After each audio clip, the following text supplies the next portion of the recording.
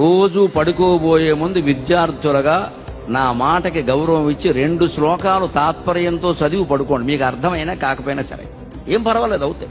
2 ఎక్కువ వద్దు, 5 నిమిషాలు కూడా పట్టదు. పడుకునే చోట బెడ్ లైట్ అని ఒకటి ఉంటుందిగా, అక్కడ ఇది పెట్టుకుని శ్లోకం తాత్పర్యం 2 రేపు చాలు. అలా ఏడాది అయ్యేసరికి 365 రోజులు 750 శ్లోకాలు, భగవద్గీత 700 శ్లోకాలే ఉన్నాయి. ఏడాదిలో మీరు చదవడం పూర్తి చేశారు. ఒక ఏడాదికి భగవద్గీత ఆధారంగా మీ జీవితంలో అద్భుతమైన మార్పులు వస్తాయి. అది చాలా గొప్ప గ్రంథం. గైడెన్స్, మార్గదర్శి అంటే అదే నిజంగానే. కమ్యూనిస్టు దేశాల్లో రెడ్ బుక్ అని చెబుతారు. వాళ్ళకి అది ఎలా మార్గదర్శో మన దేశంలో, భారతదేశంలో భగవద్గీత గొప్ప మార్గదర్శి. వాళ్ళు అందుకే G20 దేశాల సమావేశాల దగ్గర కూడా